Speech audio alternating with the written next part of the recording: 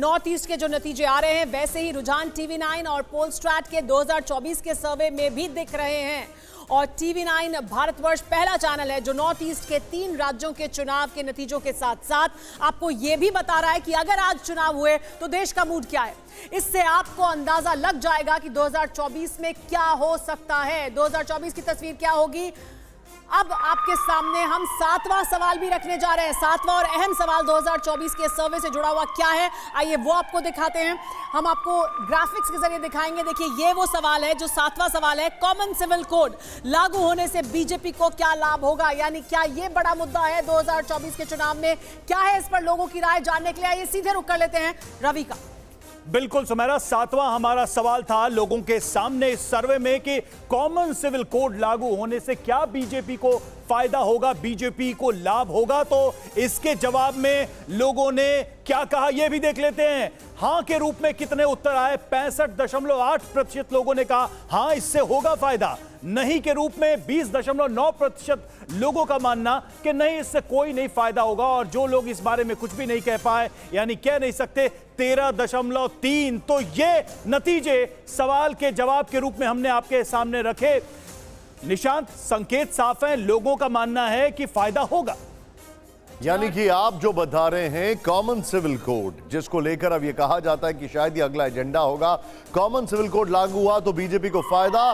65% से अधिक ने कहा यूनिफॉर्म सिविल कोड को बताया बीजेपी का फायदे का मुद्दा। TV9 भारतवर्ष पोलस्ट्रैट के सर्वे में 2024 की तस्वीर।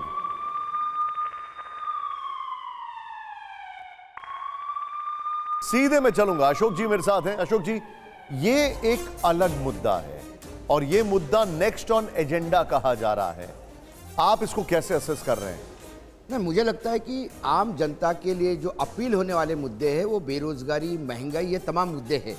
ये एकेडमिक मुद्दा है, ये मुद्दा कितना इम्पैक्ट कर पाएगा। अशोक जी बता दूं आपको, हमने वो सवाल भी पूछा है और वो सवाल भी आगे आएगा, उस पर मैंने लोगों क्या राय है उस पर चर्चा करेंगे। लेकिन अभी अगर इस पर बात करें, इस पर मुझे नहीं लगता कि ये देश का अगला 2024 का एजेंडा तय करने वाला ये इशू होगा। ऐसा मुझे कम से कम मुझे नहीं लगता जितना मैं घूमता हूँ। लेकिन मैंने एक आलोक जी बैठे हैं यहाँ पे, यदि वो सुन रहे हो तो मैं एक सवाल पूछूं उनको। जी पूछिए। हाँ, आलोक जी ने ये कहा कि हमारे लोगों को तोड़ा जाता है, खरीदा जाता है। मुझे ये नहीं समझ में आता पूरे देश में कांग्रेस ही ऐसी क्यों पार्टी बनी है जिनके विधायक और सांसद और सारे लोग धनाधन बिकने के लिए तैयार होते हैं। आपने कभी अपने पार्टी के बारे में सोचा कि आपके लोग बिकाऊ क्यों होते हैं? खरीदने वाले तो मार्केट में होंगे लेकिन बिकने के लिए भी तो तैयार। बाकी भी तो राजनीतिक दल है जिनके लोग नहीं बिकते। जवाब सुन लेते हैं। केसीआर के लोग नहीं बिकते, आम आदमी पार्टी के लोग नहीं बिकते। जवाब ले लेते हैं अशोक जी। जी आलोक जी। भाई सीधा सीधा है, आम आदमी पार्टी उनकी बी टीम है। आम आदमी पार्टी उनको फायदा पहुंचाती है, कांग्रेस पार्टी उनके पूरी तरह से टक्कर में खड़ी है पूरे देश में। अब बीजू पटनायक के एमएलए को तोड़ के क्या करेंगे वो? ना तो उनकी सरकार बन रही है वहां पर, और बीजू पटनायक उनको हर बिल पर साथ दे रहे हैं, हर तरह से उनके साथ खड़े हुए हैं।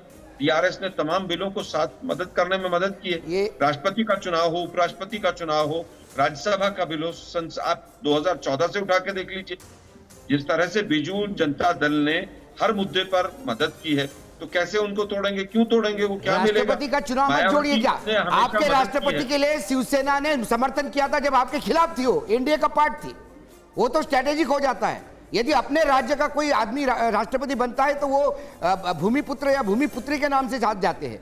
बेसिक सवाल वही है। आपने कहा आम आदमी पार्टी उनकी मदद करती है, तो आप नॉर्थ ईस्ट में क्या कर रहे हैं? टीएमसी और आप आमने सामने लड़के बीजेपी को फायदा उठा रहे हैं, तो क्या आप एक दूसरे का वोट काट रहे हैं? ये देखिए सवाल फिर मैं कहता हूं, गोवा में बिके, मध्य प्रदेश में बिके, कर्नाटक में बिके, महाराष्ट्र में बिके।